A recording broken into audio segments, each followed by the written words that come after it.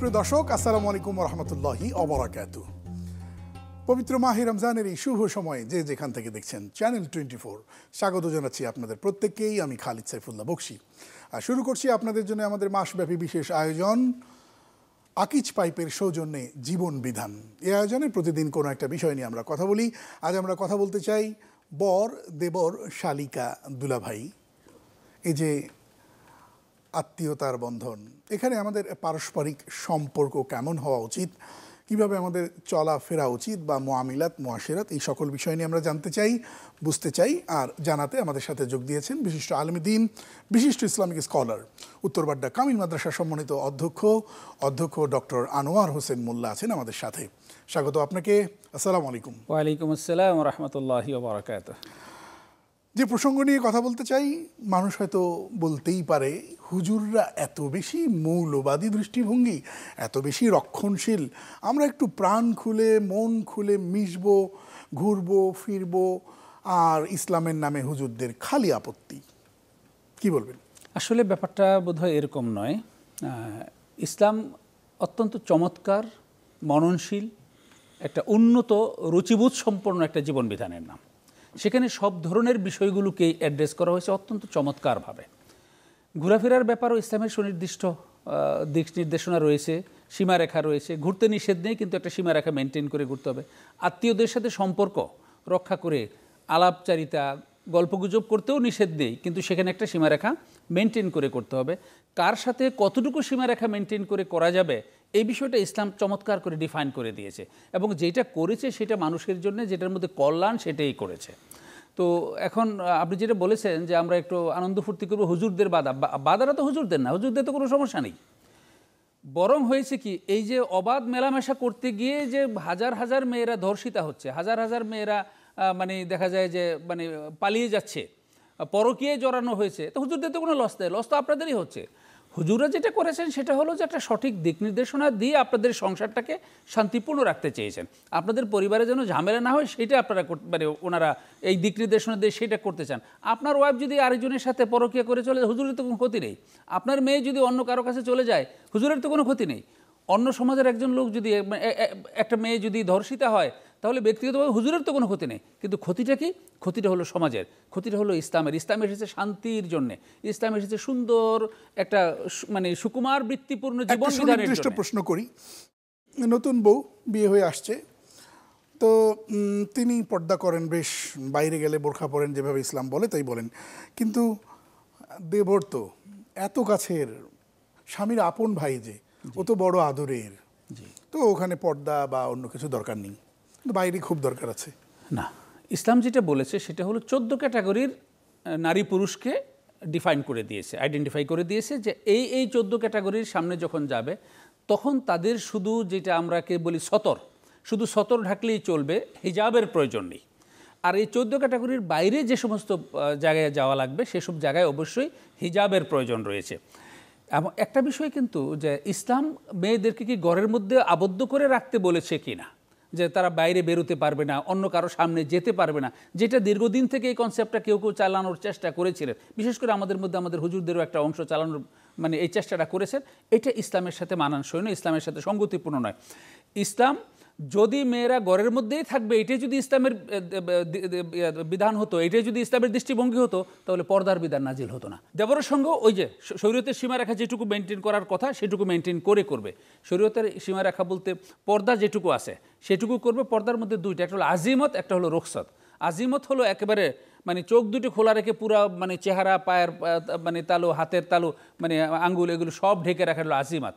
আর প্রয়োজনে, এখন অনেক খাবার বাড়তে গেছে, প্লেট ধুইতে গেছে, এখন যদি হাত মোজা লাগানো থাকলে তো হবে না, ওইটাও ইসলাম বলেছে, সেটা হলো রুখসত। তো এই রুখসতের যতটুকু আছে যতটুকু মেনটেন করা সম্ভব, ফাত্তাকুল্লাহ বাস্তাতাত, আল্লাহর তাকওয়া তোমরা অবলম্বন করে যতটুকু তোমরা সম্ভব। তো যেটুকু মেনটেন করা সম্ভব সেইটুকু অবশ্যই করতে হবে। এখন দেবর বলে কিংবা শালি দুলাভাই বলে যে একেবারে খুব খোলামেলা হয়ে পর্দার সীমানার বাইরে গিয়ে কিছু করা উচিত হবে না। এবং রাসূল সাল্লাল্লাহু আলাইহি ওয়াসাল্লাম এই দেবরের ব্যাপারে যখন প্রশ্ন করেছেন যে দেবরের সামনেও কি, তখন আল হামু আল মাউত, যে দেবর তো একেবারে মৃত্যুতুল্য, কারণ এখানেই ঝামেলা বেশি হওয়ার সম্ভাবনা, কারণ এখানে সবচেয়ে বেশি তাদের মেলামেশা বা একসাথে থাকা, কাছাকাছি থাকা। সুতরাং এই দেবরের সাথে সম্পর্কটা যেন ওই নির্দিষ্ট সীমারেখা মেনটেন করে হয়। রাসূল সাল্লাল্লাহু আলাইহি ওয়াসাল্লামকে মৃত্যুতুল্য বলেছেন এই কারণে যে অন্য একটা বাইরের লোকের সাথে মাঝে মধ্যে কথা হবে, মাঝে মধ্যে দেখা হবে, আর দেবরের সাথে কিন্তু যখন তখনই হবে, সম্ভাবনা বেশি। সম্ভাবনা বেশি। একটা বিরতি নিয়ে আসি। দর্শক দেখছেন আকিজ পাইপের সৌজন্যে জীবন বিধান। আসছি খুব শীঘ্রই।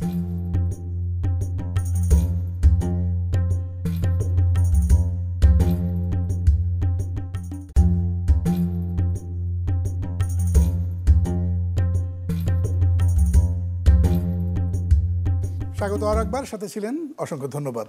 দেখছেন জীবন বিধান আকিজ পাইপের সৌজন্যে। আজ আমরা কথা বলছি বর দেবর শালিকা দুলাভাই। আপনি দেবরকে বলেছেন রাসূল সাল্লাল্লাহু আলাইহি ওয়াসাল্লামের কথাকে কোট করে যে এটা মৃত্যুর মতো, মানে একেবারে সেভাবেই দূরত্ব মেনটেন করতে হবে। আর শালিকার সঙ্গে তো চলে নাকি, টুকটাক তো চলতেই পারে। দুইজন একই, মানে হামু বলতে কিন্তু নারী পুরুষ সঙ্গে মাঝে মাঝে স্ত্রী এসে বলছে তোমারই তো শালি, টুকটাক তো তোমরা পারোই, তোমরা তো একটু মজা টজা করবা। না, মজা করবে, মজা করতে বাধা নেই, কিন্তু শরীয়তের সীমা রেখা মেনটেন করে করে তিনি মানে শালিকে উপহার এনে দেবে, জামা কাপড় কিনে দিবে, তাকে প্রয়োজনে ল্যাপটপ কিনে দেবে, প্রয়োজনে মানে আইফোন কিনে দেবে, আইফোন কিনে দেবে, এগুলো করবে। না, শরীয়তের সীমারেখার প্রশ্ন যদি আমরা বলি তাহলে একই মোটরসাইকেলে যাওয়াটা এটা শরিয়া অনুমোদন করবে না, রিকশা না, এটা শরিয়া অনুমোদন করবে না। সেই ক্ষেত্রে আমাদের মানে ওই যে মানে রুখসতের ক্ষেত্রে যদি বিবেচনা করি, কনফিডেন্সিয়াল কোনো এরকম ইমার্জেন্সি মানে শাশুড়ি হাসপাতালে বিকল্প কোনো ব্যবস্থা নেই, ওরকম যদি থাকে তাহলে আজিমত থেকে এসে রুখসতে যাবে, কিন্তু এটা জেনারেলি পারমিটেড না।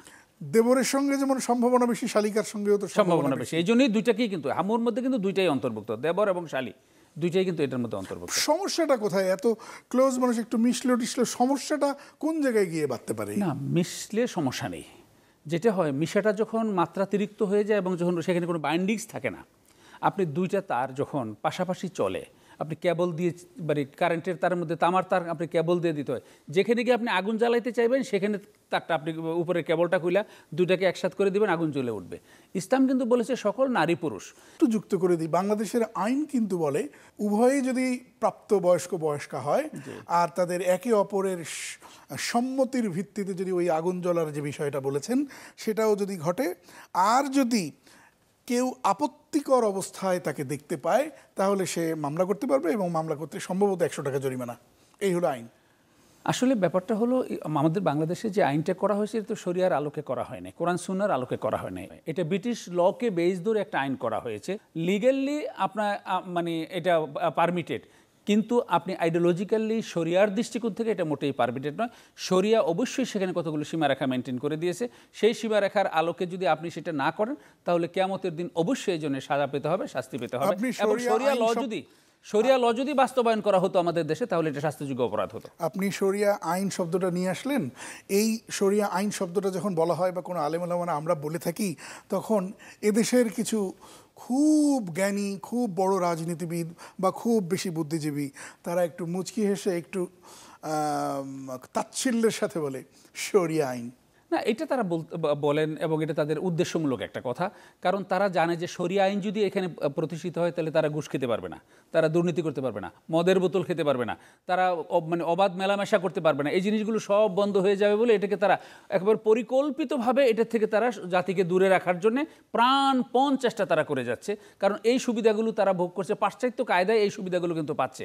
কারণ শরিয়া আইন হলে কিন্তু সুদ বন্ধ হয়ে যাবে, শরিয়া আইন হলে কিন্তু ঘুষ বন্ধ হয়ে যাবে, দুর্নীতি বন্ধ হয়ে যাবে, মাপে ভেজাল দিতে পারবে না, ব্যবসায় প্রতারণা করতে পারবে না। আর এগুলি হলো আমাদের ওই যে বিশেষ শ্রেণী যাদের কথা বলছেন তাদের কিন্তু আঙ্গুল ফুলে কলা গাছ হওয়ার এগুলি হলো মাধ্যম।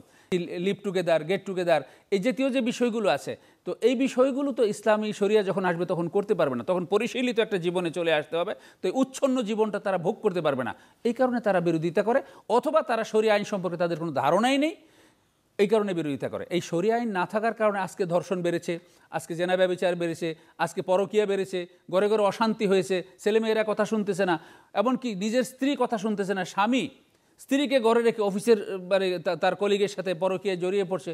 তো এগুলোর তো মানে নেতিবাচক একটা রেজাল্ট তো আমরা নিত্য নৈমিত্তিক আমরা দেখতেছি, প্রতিদিনই আমরা দেখতেছি। ইসলামী শরিয়া যদি এখানে পরিপালন করা হতো তাহলে প্রত্যেকেই কিন্তু নির্দিষ্ট রুট মেনে চলতে বাধ্য হতো, এবং শরিয়া সেভাবে সেটা এনশিওর করেছে, প্রত্যেকের জন্য সেটা কল্যাণ হতো। আর এই শরিয়া আইনকে অবজ্ঞা করে তুচ্ছ তাচ্ছিল্য করে কিন্তু সেই অকল্যাণই ওনারা ডেকে এনেছেন। চমৎকারভাবে বলছিলেন। সর্বশেষ যেই বিষয়টি বলতে চাই, তাহলে ইসলামী পরিবার ব্যবস্থায় কোন নিয়মের মধ্য দিয়ে পারস্পরিক সম্পর্কগুলো করবো, মোটা থেকে যদি একটু বলে দিতেন। ইসলামের পরিবার ব্যবস্থা একেবারে সুনির্দিষ্ট করে দেয়া হয়েছে। পরিবারে যারা সদস্য থাকবে তাদের কার কি হক, সন্তানের প্রতি বাবা মার কী দায়িত্ব, বাবা মার প্রতি সন্তানের কী দায়িত্ব, শ্বশুর শাশুড়ির প্রতি জামাইয়ের কী দায়িত্ব, পুত্রবধূর কী দায়িত্ব, অর্থাৎ আপনজন যারা আছে, নিকটজন যারা আছে, তাদের প্রত্যেকের ব্যাপারেই কিন্তু ইসলামী শরিয়া সুনির্দিষ্ট দায়িত্ব ঠিক করে দিয়েছে। প্রত্যেকের প্রতি হক আদায় করতে হবে। শুধু নিজে আমি বড় হব, নিজে আমি শুধু খাবো, অন্যরা খাবে না, আমার আত্মীয় স্বজন খাবে না, এই বিষয়গুলো নেই। আর দ্বিতীয় হলো, পরিবারের কর্তা তিনি তার পরিবারের অধীনস্থ যারা রয়েছে তাদের ব্যাপারে তিনি মাসউল। ওকুল্লুকুম মাসউলুন আন রাইয়াতি।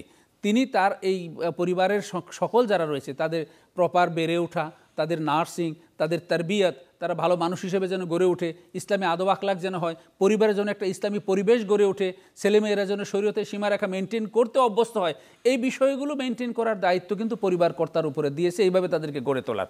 সুতরাং ইসলামী শরিয়াতে পরিবারের প্রত্যেকটা সদস্যেরই দায়িত্ব রয়েছে, প্রত্যেকটা সদস্যের অধিকার রয়েছে এবং কর্তব্যও রয়েছে। অধিকার এবং কর্তব্য পারস্পরিক কিন্তু পরিপূরক। অধিকার কর্তব্য ছাড়া হয় না, আর কর্তব্য কখনো অধিকারকে বাদ দিয়ে হতে পারে না। অধিকার এবং কর্তব্য পারস্পরিক পরিপূরক। ইসলাম এই অধিকার এবং কর্তব্যকে সুনির্দিষ্টভাবে নির্ধারণ করে দিয়েছে। আমরা যদি প্রত্যেকে আমাদের কর্তব্যগুলো যথাযথভাবে পালন করি তাহলে আমাদের অধিকারগুলো আমরা যথাযথভাবে আমরা পেতে পারবো। কর্তব্য আদায় না করে অধিকারের জন্য যতই লাফাই আমরা অধিকার পাবো না। ডক্টর আনোয়ার হোসেন মোল্লা, অসংখ্য ধন্যবাদ চমৎকার করে বলবার জন্যে। ধন্যবাদ আপনাকেও। দর্শক, শেষ করব যাবার আগে যে কথাটি বলতে চাই, পরিবারের প্রভাব সমাজে পড়ে, সমাজের প্রভাব রাষ্ট্রে পড়ে। পরিবার যখন সুন্দর হয় তখন রাষ্ট্র সুন্দর হয়, সমাজ সুন্দর হয়। সুন্দর সমাজ আর রাষ্ট্রের প্রত্যয়ে চলুন আল্লাহর আইনের প্রতি শ্রদ্ধাশীল হয়ে আল্লাহর আইনগুলো ব্যক্তি, পরিবার, সমাজ জীবনে আমরা কায়েম করি। আল্লাহ তাআলা আমাদের তৌফিক দান করুন, আমিন। দেখছিলেন আকিজ পাইপের সৌজন্যে জীবন বিধান। আজ পর্যন্তই। আসসালামু আলাইকুম ওয়া রাহমাতুল্লাহি ওয়া বারাকাতুহু।